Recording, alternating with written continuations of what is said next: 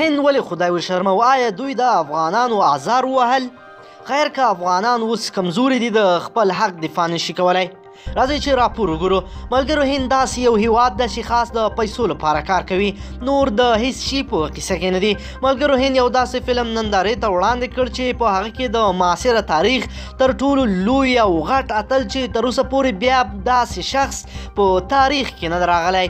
اتل چې تر اوسه پورې بیا داسې شخص نه و راغلی. دوی غوښتل چې د همدې اتل باندې یو فلم جوړ کړي. دوی دا کار وکړ. هغه و چې ګڼو افغانانو سختې اندېښنې وښودې، خو دوی د هیچا په قصه کې نشول. فلم یې جوړ کړ او نندارې ته یې وړاندې کړ.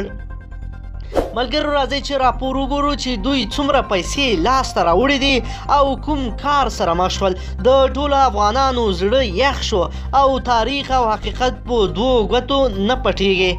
ویډیو تر اخره وګورئ چې د ټول داستان نه خبر شئ او آخر کې موږ هم د امیتاب بچن خبرې لرو چې هغه په تازه څرګندونو کې څه ویل دي. ویډیو د سره ضرور لایک کړئ. درنو لیدونکو او مینوالو السلام علیکم، وخت مو پخیر. په 1000 میلیونه روپیو جوړ شوی فلم پانیپت ناکامه شو. د پانیپت په دریمه تاریخي جګړه جوړ شوی هندي فلم چې 1000 میلیونه هندۍ کلدارې مصرف پرې راغلی و، تر اوسه پورې 280 میلیونه هندۍ روپۍ یې کړي دي او د هند فلمي کره کتونکي وایي چې دا تاریخي فلم له تاریخي ناکامۍ سره مخ شو. دغه فلم چې نه یوازې د هند خلک ورته ډیر په تمه وو، بلکې افغانان هم ورته له دې امله په تمه وو چې د پانیپت په دریمه جګړه کې افغانانو د احمدشاه بابا په مشرۍ کې د مراټیانو ستر پوځ ته ماتې ورکړې وه او دغه تاریخي جګړه یې په خپل نوم کړې وه. په دغه فلم ډیری افغانانو غبرګون هم ښکاره کړی و چې ویل کېدل په دغه فلم کې احمدشاه بابا ته سپکاوی شوی دی. که څه هم په دغه فلم کې د پانیپت تاریخي جګړه هم د افغانانو په بریا ښودل شوې ده، خو د تاریخ پوهانو په وینا په فلم کې یو شمېر تاریخي تېروتنې شته دي چې ښایي قصدن شوي وي او یا هم فلم جوړونکي ترې ناخبره وي. دغه تاریخي او ګرانبیه فلم چې د ډسمبر پر 6مه نیټه نندارې ته وړاندې شو، په لومړۍ ورځ یې تر 40 میلیونه زیاتې هندۍ کلدارې وګټلې او له لومړۍ ورځې خلکو وویل چې دغه فلم به یو ناکامه فلم وي. دغه فلم چې په 1000 میلیونه هندي کلدارو جوړ شوی و، تر اوسه پورې 280 میلیونه هندي کلدارې ګټلې دي او د هندي سینما کره کتونکي وایي چې که روانه اونۍ هم دغه فلم ډیره خواري وکړي نو 300 میلیون پورې به لاړ شي، خو تر دغه ډیر د مخکې تګ ګران دی. دغه فلم چې آشوتوش ګواریکر جوړ کړی دی، په لومړي ځل پکې سنجیدت او ارجن کپور یو ځای کار کړی دی. سنجیدت په دغه فلم کې د احمدشاه بابا رول لوبولی دی. همداراز ارجن کپور بیا د سداشیو راو باو او کریټي سنن د هغه د میرمنې پاروتی په رول کې را څرګنده شوې ده. پانیپت فلم کې تاریخ څومره تخریب شوی ده او احمدشاه بابا پکې څه ډول ښودل شوی دی؟ راځئ چې راپور وګورو. ملګرو ویډیو تر اخره تعقیب کړئ چې په ډیر څه به پوه شئ. د پانیپت پر تاریخي جګړه او هغه جګړه چې په سیمه کې ستر بدلون راوستی و جوړ شوی فلم پانیپت نندارې ته وړاندې شوی ده. دغه فلم چې د احمدشاه بابا کردار پکې وړاندې شوی و، نه یوازې دا چې ډیری هندیان ورته په تمه وو، بلکې افغانان هم د دغه فلم نندارې ته وړاندې کېدو ته سترګې په لار وې، ځکه چې د فلم د ټریلر خپرېدو نه وروسته افغانان فکر کاوه چې په دغه فلم کې به د احمدشاه بابا او یا هم د افغانانو ته سپکاوی شوی وي. دغه فلم چې په یو تاریخي جګړه جوړ شوی دی او هر څومره فلمونه چې په تاریخ جوړ شوي دي حتما پکې تاریخ هم تخریب شوی دی، ځکه په تاریخ کې چې یو څه راغلي هماغه ډول نه دي وړاندې شوي.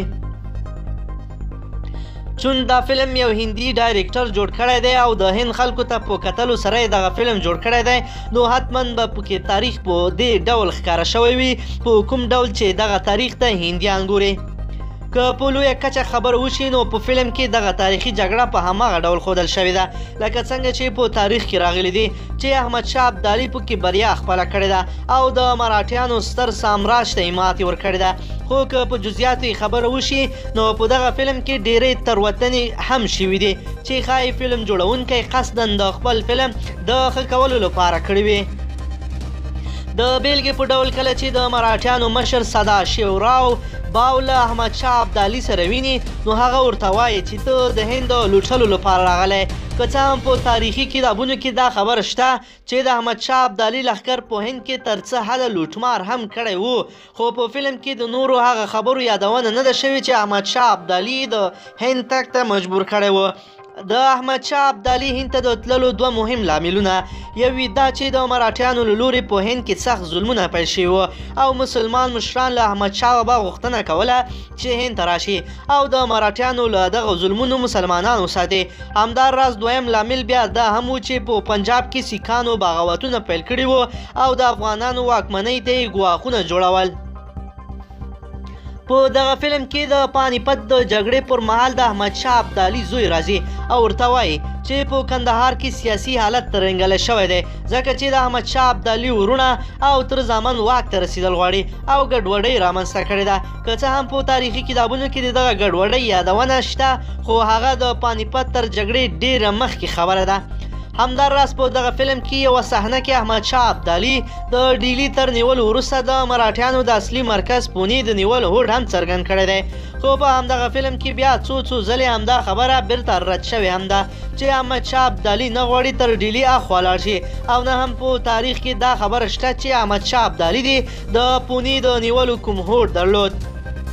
همداراز په دغه فلم کې هم د احمدشاه ابدالي له لورې د ډیلي د نیولو په اړه د هغه هوډ نشته هغه د مسلمان حکمرانانو له لورې د هڅول کیږي تر څو ډیلي ونیسي هغه مهال چې احمدشاه بابا د هند په پانیپت کې له مراټیانو سره جنګ کاوه د احمدشاه بابا عمر شاوخوا 9 کاله و خو په فلم کې د هغه رول بیا 3 کلن سنجیدت لوبولی دی چې دا هم په تاریخ ډول باندې ستره تېروتنه ده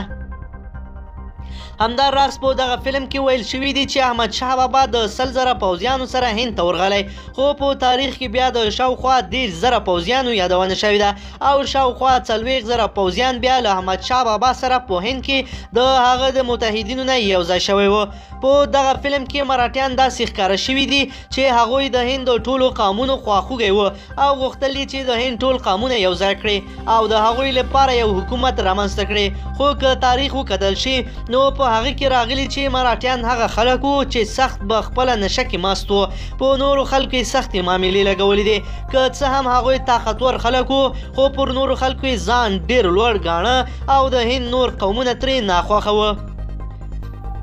په دغه فلم کې احمدشاه بابا د یو بې زغمه غوسهناک او شډل واکمن په توګه وړاندې شوی دی چې هیڅ له تمدنه خبر نه و خو په اصل کې احمدشاه بابا یو آرامه او زړه سوانده پاچا و چې دا خبره پروفیسور ګنډا سنګ هم په خپل کتاب کې کړې ده او هغه ویلي دي چې ایرانیان او هندوانو د هغه په اړه چې کومې بدې خبرې کړې دي هغه هیڅ هم حقیقت نه لري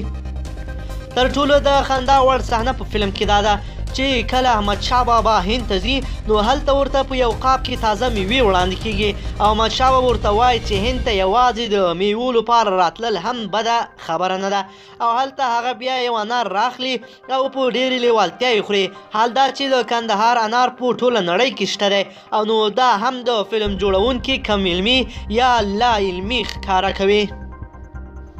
همداراز په دغه فلم کې چې د احمدشاه بابا کوم ډول کالي دي یا هم د افغانانو کوم کالي دي هغه هم هیڅ له حقیقت سره سر نه خوري ځکه دا ډول کالي نه افغانانو پخوا چیرته اغوستل او نه یې اوس اغوندي د فلم د جوړونې په برخه کې هم ځینې خبرې کیدای شي خو هغه زموږ کار نه دی خو البته د پانیپت د جګړې په اړه چې آشوتوش ګواریکر کومه هڅه کړې ده دا سینما بریالۍ هڅه ورته ویل کیدای شي ځکه چې هغه یو ځل بیا هڅه کړې ده چې مراټیان نړۍ ته ښه خلک وښایي امیتابھ بچن بیا څه وایي درنو لیدونکو ډیره مهمه موضوع ده امیتابھ بچن څه وایي د هندي فلمونو نامتو ستوری امیتابھ بچن په خپلو تازه څرګندونو کې وایي چې په اوس وخت کې یوازې سینما راپاتې ده چې ټول خلک یې سره په خپل منځ کې تړلي دي هغه په خپلو خبرو کې وایي چې د دې لامل دا دی چې سینما له ژبې قوم مذهب او توکم پالنې پرته ده هغه دا خبرې په داسې مهال وکړې چې د دادا صاحب پالکي جایزې لپاره د هغه ځینې فلمونه بیا نندارې ته وړاندې کیږي د دادا صاحب پالکي جایزو پروګرام په هند کې ترسره کیږي چې په کې به د امیتابھ بچن 6 پخواني فلمونه نندارې ته وړاندې یا وښودل شي په دغه پروګرام کې به لومړی د هغه فلم یا نندارې ته وړاندې شي. نوموړی د هغه فلمونه په دغه پروګرام کې په نندارې ته وړاندې کېدو خوشحالۍ ښکاره کړې ده او ویلي دي دا زما لپاره یو اعزاز دی او زه په دې ډېر خوشحاله یم. هغه په خپلو خبرو کې وایي چې په اصل کې د دغه اعزاز حقداره زه نه یم، خو دا د خلکو مینه ده او د خلکو مینه هغه هر وخت په ځان مني. امیتاب بچن د سینما د ارزښت په اړه په خپلو خبرو کې ویل کله چې موږ د سینما په تالار کې په تورتم کې ناست یو او فلم ګورو نو موږ دا نه ګورو چې زموږ ترڅنګ ناست کس د کومې ژبې، کوم مذهب او کوم توکم څخه دی. سینما له هر څه اخوا ده. هغه په خپلو خبرو کې وایي چې سینما هغه لار ده چې په چټکۍ سره د ماتېدونکې نړۍ راغونډوي او خلک سره یو ځای کوي. نن د یو سوله ییزې نړۍ لپاره باید یو بل لاسونه کلک ونیسو. امیتاب بچن همدا راز وایي چې زه په داسې فلمونه جوړوم چې هغه د خلکو ترمنځ اړیکې لا پسې ښې کړي. هغه همداراز د دادا صاحب پالکي جایزې ستاینه هم وکړه او ویل چې 50م فیسټیوال دی چې هر کال پکې تر نورو کلونو میلمانه زیاتیږي. هغه همداراز حکومت ته دغه ستر پروګرام په جوړولو هم مبارکي ورکړه. په دغه فیسټیوال کې به د امیتاب بچن دیوار، شغلې، پیکو، بدلا، بلیک او پا فلمونه نندارې ته وړاندې شي. درنو لیدونکو دا هغه راپورونه وو چې د پانی پت پورې فلم پورې اړه درلوده. ملګرو خپل نظرونه مو را سره حتما شریک کړئ. درنو لیدونکو که چیرې غواړئ چې له ورته تازه مهمو او لنډو پیښو څخه ډیر په ژر کې ځان خبر کړئ زموږ چینل د سره ضرور سبسکرایب کړئ او ویډیو لایک کړئ ترڅو زموږ هر نوې ویډیو تر تاسو در ورسیږي. مننه له ټولو قدرمنو مینوالو او دوستانو نه.